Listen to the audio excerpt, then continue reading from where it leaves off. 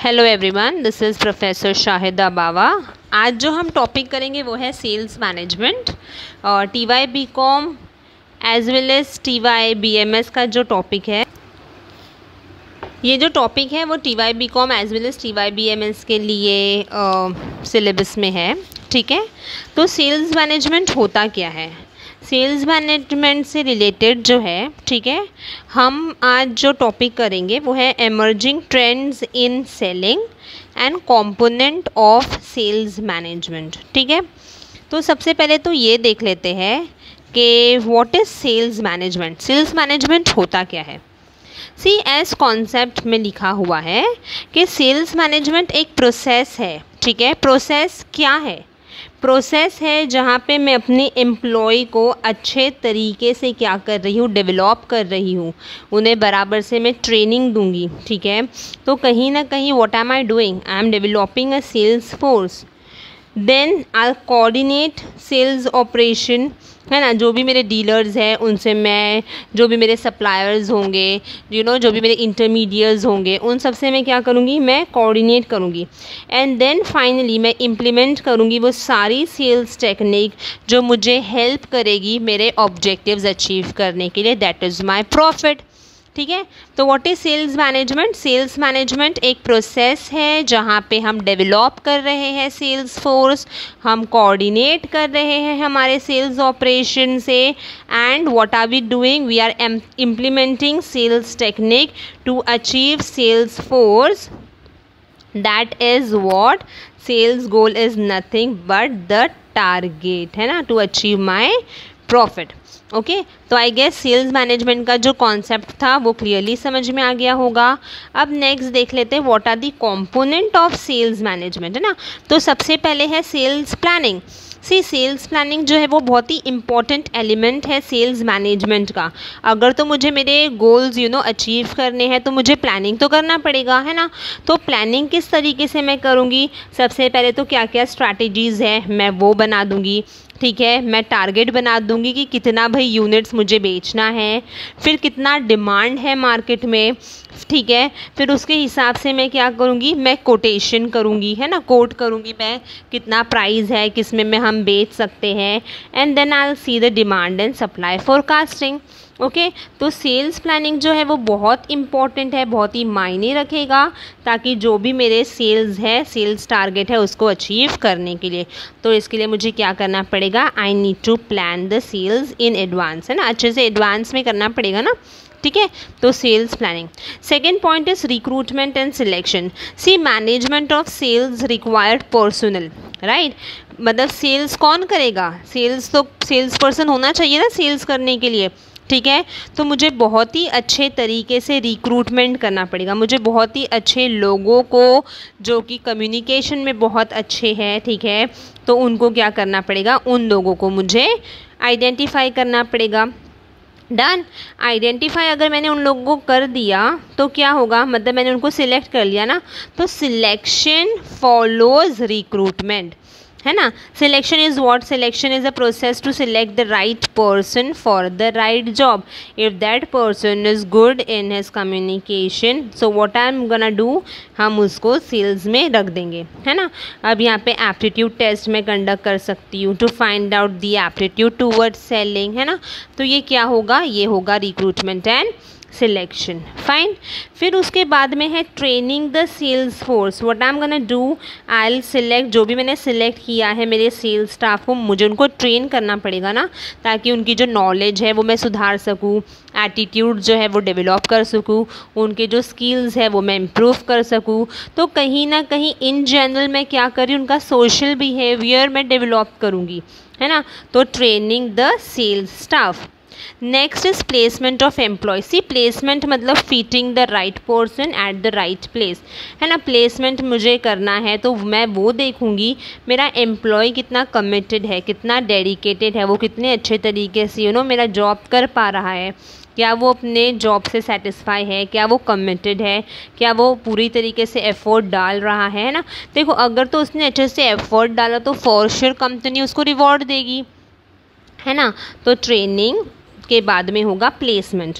अब उसने अगर बहुत ही अच्छे से काम किया है तो मैं क्या करूँगी, परफॉर्मेंस अप्रेजल दूंगी, है ना। तो परफॉर्मेंस अप्रेजल क्या होता है, जहाँ पे एम्प्लॉयज़ का स्ट्रेंथ और वीकनेस पता चलता है, right. Employees gets higher rank और scores need to be motivated and promoted. Alright, तो यहाँ पे क्या हो गया, परफॉर्मेंस अप्रेजल हो गया। नेक्स्ट आता है मोटिवेटिंग द सेल्स स्टाफ, है ना। उनको हम मोटिवेट कैसे कर सकते हैं, by giving incentives, by giving higher pay, हम उनको बोनस दे सकते हैं, है ना। फिर बेटर वर्किंग कंडीशन दे सकते हैं, अप्रिसिएशन दे सकते हैं, फिर हाई स्टेटस एक्सेट्रा, ये सब मुझे बहुत ही ध्यान देना पड़ेगा। तो वो होता है मोटिवेटिंग द सेल्स स्टाफ। फिर है भाई मॉनिटरिंग सेल्स परफॉर्मेंस, जितना मैंने टारगेट सेट किया था, इम्प्लीमेंट अच्छे से किया, फिर मैं परफॉर्मेंस देखूंगी, फिर मैं कंपेयर करूंगी कि मेरा जो सोचना था क्या वो मेरे टारगेट से अचीव हो रहा है या नहीं हो रहा है। तो वो सब मैं क्या करूँगी, I'll monitor and after that I'll do a reporting, है ना, सेल्स रिपोर्टिंग करना। तो सेल्स रिपोर्टिंग कौन करता है, usually done by the sales manager on the basis of inputs provided by the subordinator. Subordinator ने कितना काम किया है उसको हम अच्छे तरीके से कर सकते हैं। अब सेल्स रिपोर्टिंग कैसे हो सकती है, प्रोडक्ट वाइज हो सकता है, एरिया वाइज हो सकता है ना, पीरियड वाइज हो सकता है। इस तरीके से हम सेल्स रिपोर्टिंग कर सकते हैं, ठीक है।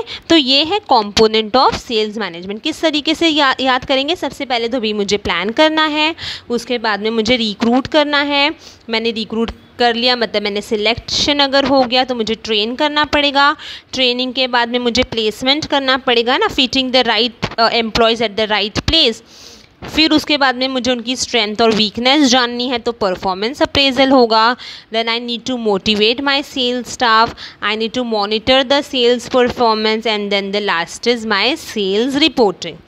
इतना समझ में आया होगा, होप, है ना, कंपोनेंट ऑफ सेल्स मैनेजमेंट। अभी ये है एमर्जिंग ट्रेंड्स इन सेलिंग। सी आजकल हम सेल्स नॉर्मली देखते हैं, हमें शॉप में जाने की तो ज़रूरत ही नहीं है ना। फेसबुक ऑन करो, इंस्टा ऑन करो, कोई भी सोशल वेबसाइट ऑन करो, ये सब कुछ मिल जाएगा, है ना। तो सबसे पहला पॉइंट देखो, सोशल सेलिंग है। सोशल सेलिंग आजकल इतनी तेज़ी से बढ़ रही है, स्पेशली बायर टू बायर, है ना, जिसे हम कस्टमर टू कस्टमर कहते हैं, ठीक है। तो यहाँ पे क्या हो रहा है, इंस्टाग्राम हो गया, फेसबुक हो गया है, ट्विटर हो गया है, ये क्या हो रहा है, बहुत ज़्यादा तेज़ी से इंक्रीज़ हो रहा है। जहाँ पर अगर हमें कुछ भी सामान लेना है, हम डायरेक्टली ये सब नेटवर्किंग साइट्स पे जा सकते हैं, हम अपना पॉजिटिव फीडबैक दे सकते हैं जो भी हमने ख़रीदा है। तो इससे क्या हो जाता है, इन रिटर्न उनका हायर सेल्स हो जाता है। तो social selling is one of the fastest growing practices which has been taken place.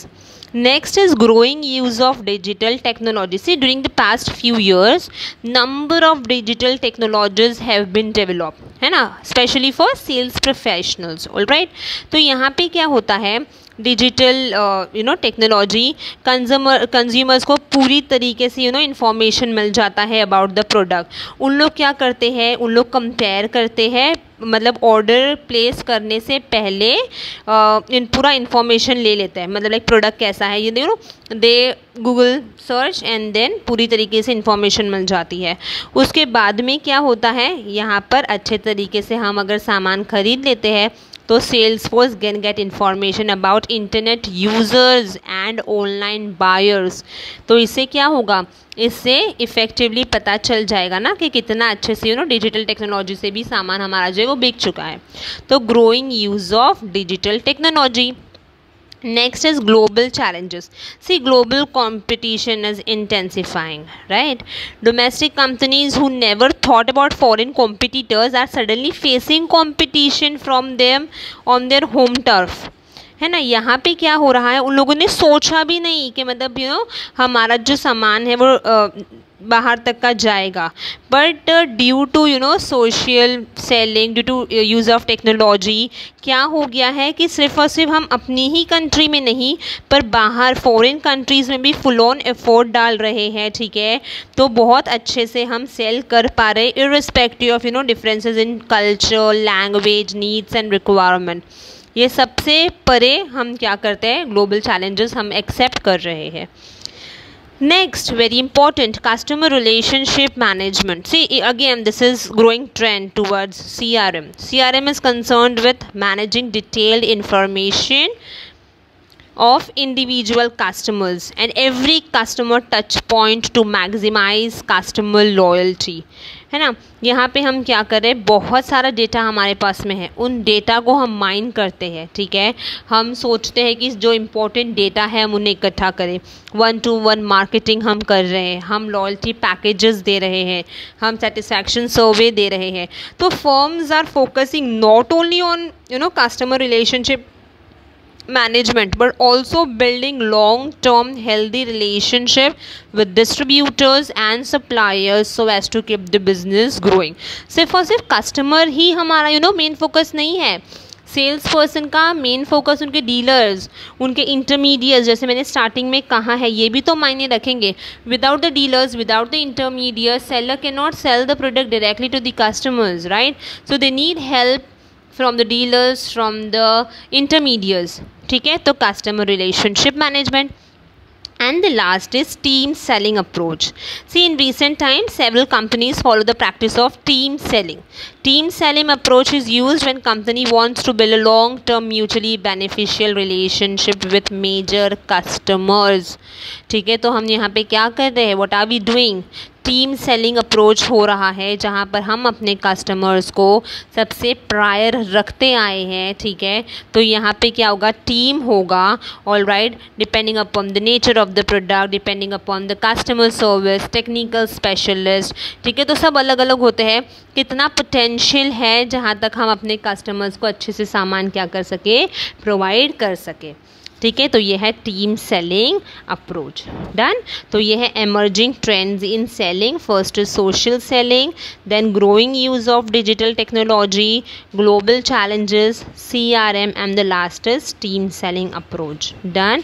I hope ये जो कॉन्सेप्ट था रिलेटेड टू सेल्स मैनेजमेंट वो अच्छे तरीके से क्लियरली समझ में आया होगा. If yes, do comment, and yes, do like, share and subscribe my channel. Thank you.